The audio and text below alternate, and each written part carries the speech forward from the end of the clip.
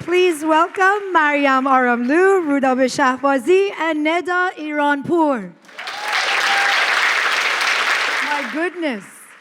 We're all sitting on the same stage together. I hope we have time during this panel that we can tell everybody how we have all crossed paths at some point.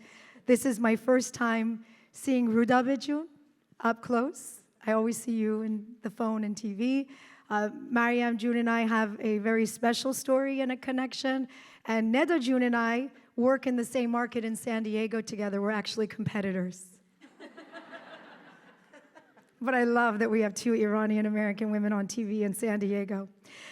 Before we get to learning about your stories, your paths, your challenges, I'm going to take a moment just to briefly introduce, and then you're going to fill us in on all the rest. Mariam Aramlu is the Executive Vice President at Ruder-Finn, focusing on corporate communications and reputation for Fortune 500 companies with over 20 years experience in both journalism and communications. Mariam has established a track record of successfully building and scaling global communications programs. She is an Emmy award-winning producer who works on corporate transformation, CEO thought leadership, media relations, and content strategy, as well as issues and crises. She joined Ruder-Finn from CBS News, The Early Show, where she managed a team in charge of securing newsmaker interviews. Ms. Aramlu is an Emmy-winning senior producer who has also worked at leading networks such as CBS News, The Early Show, MSNBC, NBC News, Fox News Channel. Is there anywhere you haven't been? Oh, just ABC News. So again, a big welcome to Mariam. This beauty sitting at the end, Rudabe Shahbazi, is a 3-time Emmy award-winning journalist and an anchor at KCAL mornings from 6 to 10 a.m. You are all in the market, so hopefully you are watching her in the morning. She returns to Southern California from Chicago, where she was one of the original national correspondents and anchors at News Nation. Shahbazi also served as the main anchor at CBS Miami for 5 years. She also has a decade of experience behind the camera as a photojournalist and editor in major markets across the country. Rudavijin, welcome.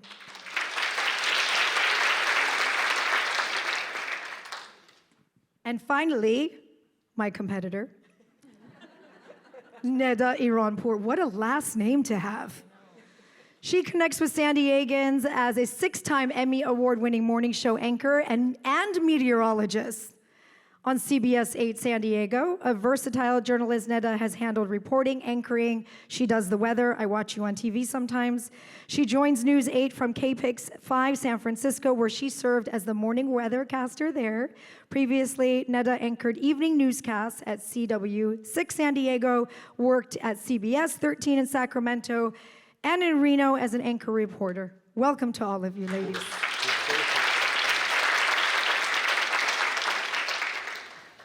I mean that when I said in the opening, I remember I started in this business so many years ago, and there weren't many Iranian American women in the business. And now, every time I see someone doing their thing and breaking barriers, especially for women I don't know, and I'm going to hear your stories right now.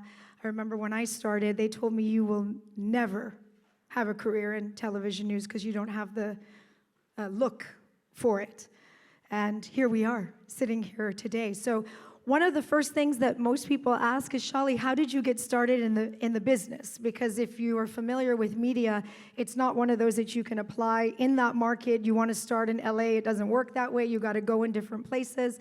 And I think a lot for the generation or people that want to get into this is they want to know how it all started for you. What is your story and how you got into this?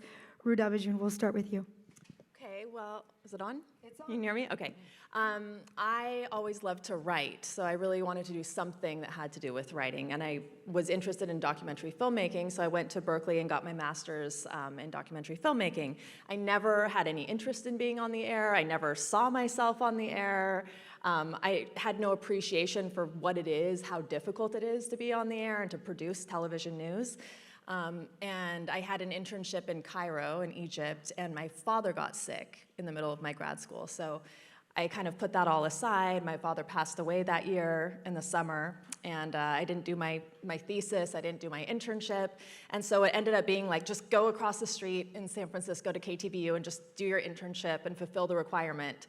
And that's how I got into TV news, was just to fulfill a requirement for an internship, because I got into the newsroom and the immediacy of it and the breaking news and the excitement and the collaboration, and just having your pulse on something, your finger on the pulse of what was happening all the time. And you know, I was there when Gavin Newsom was having his affair as the mayor, you know, like all of these things that we don't even remember anymore.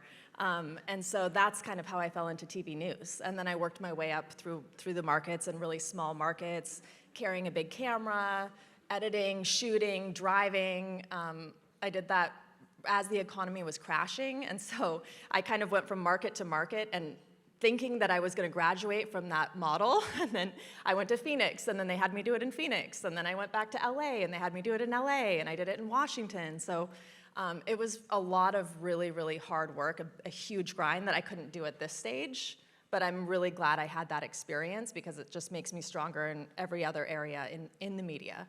And I appreciate everyone else's work. Like, I appreciate what it takes to edit. I appreciate how hard it is to go out on the street and shoot. I appreciate what reporters on the street have to deal with and how they're harassed. And so I kind of understand every aspect of how it comes together now. You do mornings, right? I do mornings. What time do you wake up in the morning? 3. Yeah, me too. Yeah, 3 in so the morning. fun. 3 in the morning. love What it. time do you wake up? 3 o'clock. 3 in the morning. Yeah. So next time you wake up from your like dream in the middle of the night, or you want to like go get some water, and you look at the clock and you say it's 3 in the morning, just think about the ladies that are waking up in the middle of the night, putting on makeup and dressing up like we're going to a mehuni. Just remember that. Mariam June, I want to move over to you. Great. I know you have a very, very, very colorful story, and you have really done what most people dream to do in this business. So, thank you so much. So I basically have had 2 different careers, but I'd like to think that it's a continuum of one. I started out just like you. I was really interested in writing. I went and got my MBA. I started out in LA working at studios, doing development, and I was like, I'm too far away from my parents, too far away from all my friends on the East Coast. So I moved over on the East Coast and I started doing entertainment. But I was interested in visual storytelling. And then through a friend, I was able to get a job working at MSNBC. And the second I went in, I never thought I was going to work in newsrooms, because I was interested in more the entertainment side. And when I started working in the newsroom at MSNBC, I was like, oh my God, the adrenaline, you instantly know what's happening with every news story.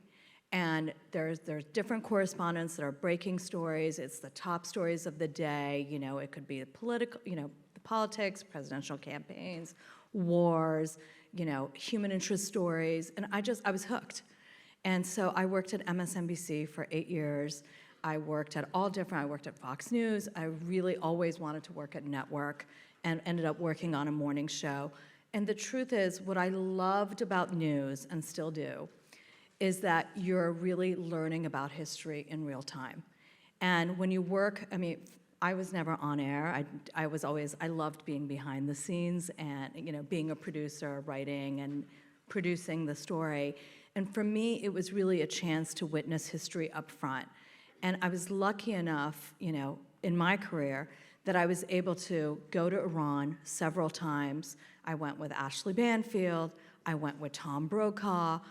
I got to see things in Iran that I would never normally be able to see as an individual. And I was able to travel from Iran to Iraq, cover the war. I was one of 3 women who, for NBC News, out of a group of 40 or 50, team who actually went to Iraq. I was in Kurdistan and got to really travel, go to Saddam Hussein's, birthplace, go to his palace. The day we were the first journalist group that got to see all of that, and come back. I wanted to do morning shows. I got to do that. And the truth is that the news is always stranger than fiction. Could you make up this current situation with the presidential election? Could you make this up? If it was a Netflix show, you would say, this is not real. And here we are. So, what's happening in the world today with the crisis? Can you believe what we're witnessing? If you saw it in a movie, you would say, this is not real, and yet here we are. Or these incredible stories of rescues or human resilience. I mean, when you see it in the news, you can't believe it's real, and it's real. So, that's what I loved about it, and then I decided to switch because I was too much of an adrenaline junkie and too addicted to the news, and I had kids, and so I just thought, what can I do to do my writing and not be so reactive to breaking news, because I was like a breaking news girl, pack up my bags and go, or send other people on morning shows, go. Michael Jackson died, go. Go, this thing happened, go. So I decided to do more strategic, and today what I do, I work in communications, I work at an agency, and I do the flip side of the coin, which is telling stories and raising awareness. So during COVID, I worked on Moderna, I worked on TikTok, I worked on a rapid test back when there were shortages. And it's just incredible to me. It's gratifying to help companies, CEOs tell their stories, whether it's on television or in print online, on LinkedIn, at a conference, at a speech. So that's what I love about it. It's really the power of storytelling is what I'm interested in. And can we tell everyone? Oh, how we work together? Or Yes. What are we talking about? No, tell them the story. This Okay, is great. so Charlie June and I used to work together, and I spent 1 year working at Voice of America because I had just come back, so I'd worked in Iraq I was in Iraq for 5 months, and I was like, I want to be the Baghdad bureau chief. And my husband was like, what? No, we're not doing that. So I'd come back to MSNBC, and it was like all like very domestic stories and this and that. And I was like, all right, I want to really go back to Iran again. So I went to Iran. I mean, just like lo and behold, Tom Brokaw, they sent me to Iran again, and I had this job offer to go Voice of America and oversee all the war, I called it the war on terror countries. So it was like Iran, Afghanistan, Pakistan, India, like everything in between. And so anyway, so I was overseeing that service and launching shows to Pakistan, launching shows to India, of course, a lot of shows to Iran. And Charlie June was our correspondent out of Los Angeles. And Who could barely speak Farsi at that point. I mean, well, you were an amazing writer. And Thank you. And look at how, this is what I like to say. Charlie June, so I was pregnant with my daughter, so she's turning 18. And look at Charlie June's career now. I mean, unbelievable, like what you have done and the many facets. And really, I think what is so I stumbled on you during COVID because my friends were like, oh my God, there's this woman who like brightens our day and she's smiling and dancing and this and that. But look at the many aspects and facets of your life as on air, as somebody who is really bringing our culture to life, what you show about your family life as a role model to women, and it's just very inspiring. So I'm just wow. Thank you. Thank you.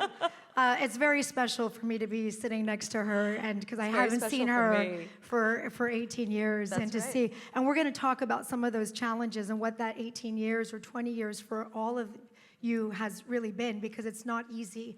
I know that the story for each and every single one of you comes with a lot of challenges.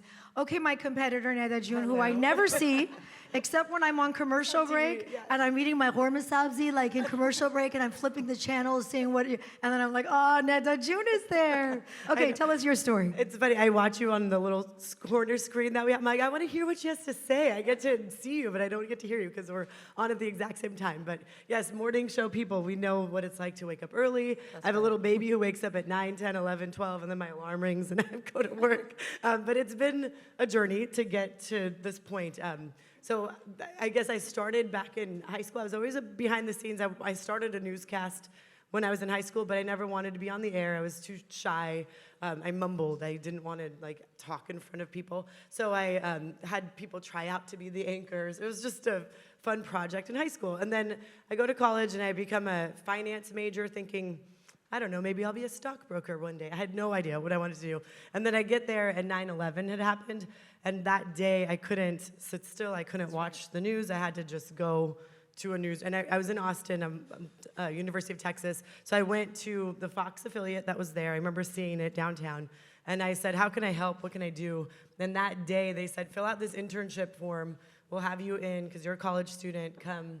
You can do the captioning at the bottom of the screen during the emergency alerts. So I just got in there and started helping, and that was it. That was where I could not imagine doing any other job. Like, it was meant to be. During times of disaster, that was what I felt my purpose was.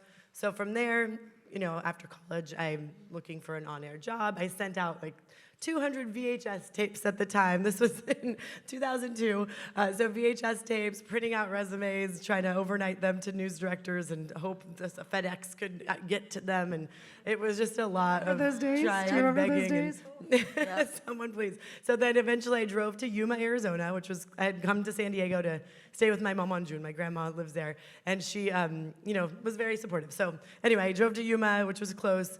And I said, please, can I do anything? They gave me a camera. It was like, they bought it on eBay, a VHS camera at the time.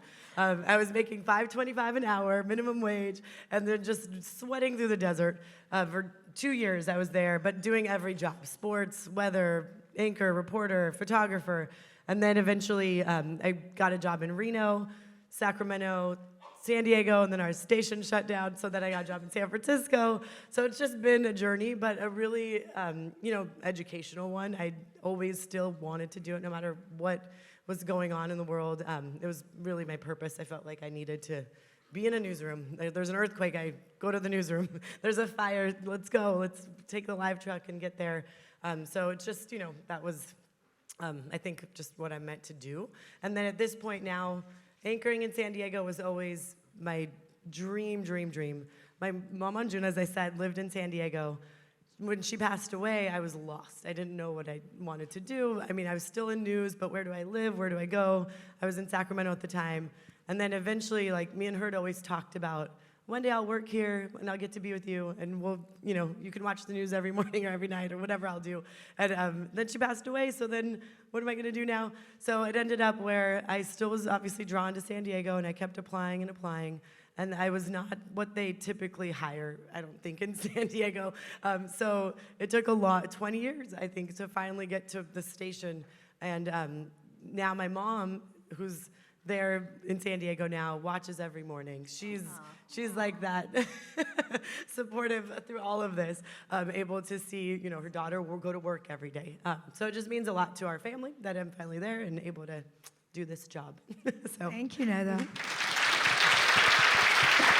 I remember Rudab and I were shaking our heads because we know that starting in the business.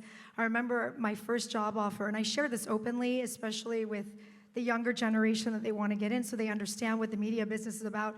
I accepted a job at ABC in Texas, in Beaumont, Texas, for $22,000. That was my salary for my very, very first job. But when you love it and you're thirsty for it and you really, to be in this business, I think you can, all three of you ladies would agree, you have to really love it to stick with it and stay with it for as long as all of us have. I want to go and focus a little bit on the challenges. We learn a lot when we fall down and we get back up. I think it's a story that when you share with others, the challenges that we go through, and maybe they will learn as well. What would you say, Ruda Bajun, was the hardest part for you in your career? Well, my salary was $19,000. So that Wait, was not did they pay easy. for your clothes and your hair and makeup? No. though? Yeah. Actually, I did get hair. Okay, I I did get hair. didn't. And I also remember driving to Yuma and begging for a job in Yuma and thinking, like, please, this has got to be it. I'm meant for this job in Yuma, but I didn't get it. They did like a bait and switch and said that I had to be on the assignment desk for a few days a week or something. So I started in Eastern Washington, and I think just the physicality of it, like not sleeping, not having a social life, carrying a camera, driving to stories, being in dangerous situations, being harassed on the street. I think the sexual harassment has been very real. I think there's been a shift now in the past few years, but I think that is definitely a challenge that I do try to talk to young people about when they get into the business, because I see them all bright-eyed and bushy-tailed, and I can recognize that naivete, and I think that, you know, that can be a big issue in this business, although it is improving. And then just the moving across the country, like being out on assignment where you're just living out of a suitcase, which is really fun and exciting, and that's why we do it, but it's also takes a toll. Like, you realize years have gone by, and in my case, I hadn't progressed in my personal life at all because I was completely focused on the career.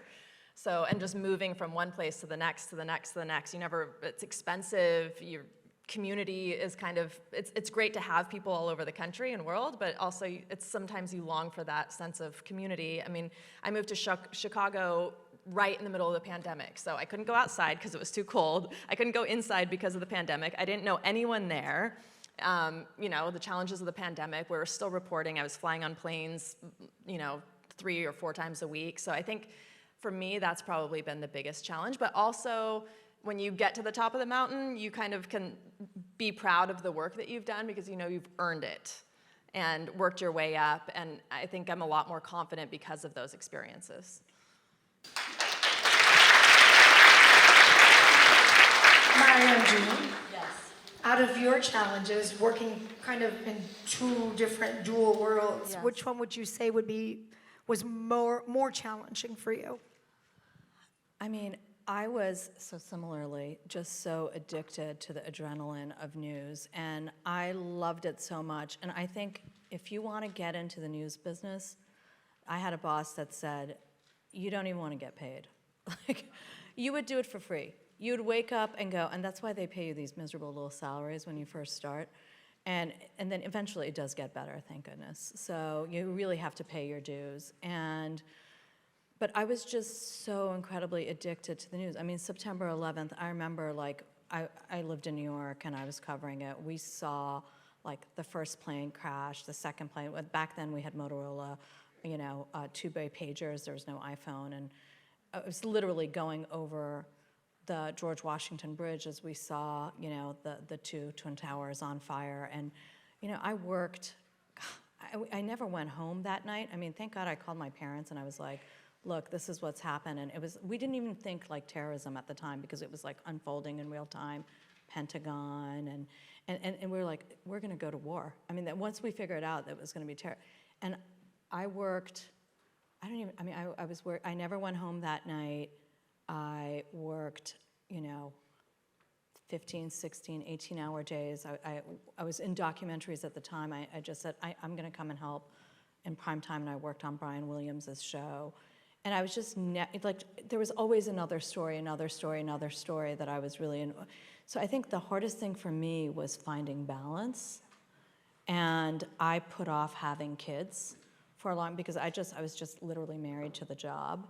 And, I've been with my husband since I was 21, we were dating, and I could have had kids much earlier, and then, but I didn't because I was just madly in love with my job at MSNBC and this and that. So I ended up taking a job at Voice of America to have kids because I thought, okay, if I work for the government, it'll be much easier. Well, it wasn't, but that's another story.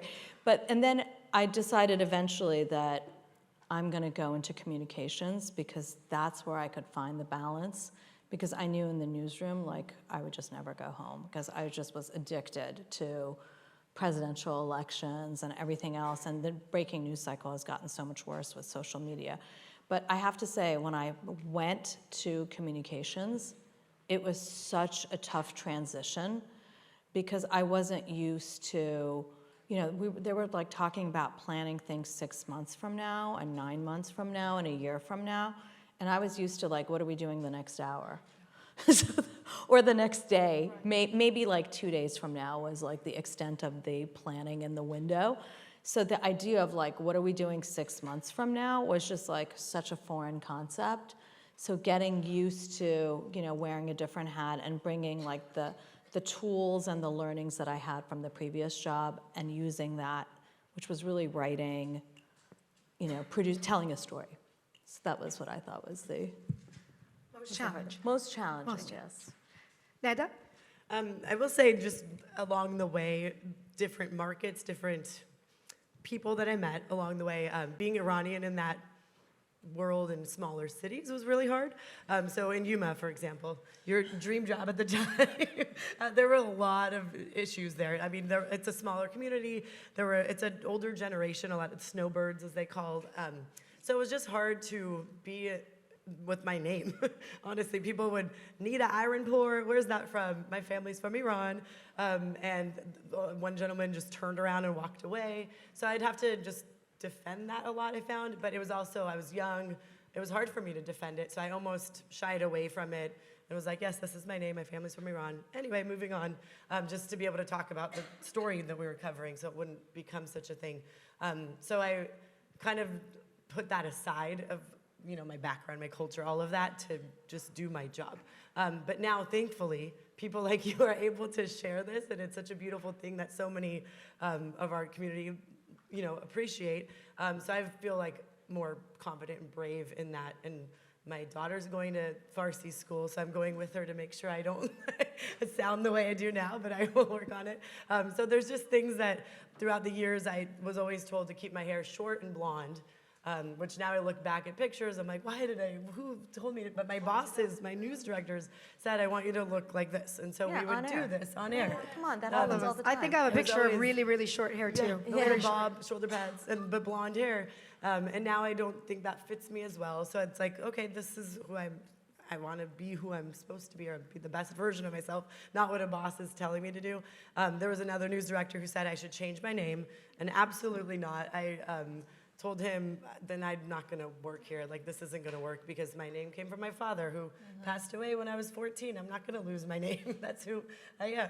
So even now that I'm married, I'm keeping my last name. So it's just, something that I had to evolve along throughout the years, but to really now be proud of it is obviously a big part of who I am and how I cover the news. And thankfully, we're in an environment now where it's encouraged. Yeah. My boss keeps saying, teach us more. What else can we cover? What should we do? So I'm so grateful. Isn't it amazing how it's changed, though? It really has. It really is amazing. Yes. And I want to spend a moment, if we can, and then I want to get to advice for anybody that would like to maybe possibly, or somebody that wants to get in the field. For me, covering stories that are especially Iran related has always, for me, it's always been a sense of responsibility. I'm very lucky at Fox 5 in San Diego. They've always supported me. We're getting ready to celebrate Nowruz. We celebrate every year on the morning show, and they put up a clock for the Sofra Hafsin. I'm very lucky to have this opportunity. I've also had people, when I cover stuff, women, life, freedom, things that happen in Iran, where on social media I'll get a message and they'll say, go home. We don't want to hear about these stories. And I'm like, wait a minute, this is my home. What are you talking about? These challenges of being an Iranian American woman, right, what the organization is all about, and trying to represent, to be an Iranian American woman, but then working in a place where they may not want to hear about all of these things. So how have you been able to navigate that, if you can briefly tell us, especially in the past few years as Iran has really come up in forefront in the news? I think it's actually progressed, evolved in a good way. From my experience, I think right around September 11th, that was the worst time because they just thought everyone was from the same country and we're all terrorists and we're from the Middle East. Yes. And they couldn't tell the difference between countries and perpetrators and who was responsible for the hijacking. And so that, to me, was, I think, the roughest time. And I think just editorial decisions in general. I don't think that it comes from a bad place, but I think that if you don't have the knowledge or the life experience or the background in it, editorially, people are making decisions in a biased way. I mean, that just happens. It's unavoidable. And I think as you rise up through the business, your voice holds more weight. So I think that, at this stage, people listen to me more than they used to. But I had the same thing with change your name, change your hair, and I had the same. And in Miami, actually, now I'm wishing that I would have brought it because in Miami, they did a whole promo about my name. And it was about how my father gave me my name, and I didn't want to change my name, and I didn't want to lose my culture, and I didn't want to lose my heritage. And they put that on the air and kind of celebrated it. And there was backlash about that too, but I think that there's also recognition as we become a more diverse society and as that's embraced more in culture and corporate culture. I think that it is getting better. I've primarily been in local news, so we don't cover that much. And I haven't been in Los Angeles, so it was kind of a losing battle to cover Iranian issues in Chicago or Miami most of the time. So it hasn't been a huge issue, but I think just the name, the ethnicity, the unfamiliarity have been the major issues. And by the way, your name is beautiful. Thank number you. one. And number two, I love, at least in the social media world, as things have opened up, and that would be a whole nother panel to talk about social media and how it's come into the news.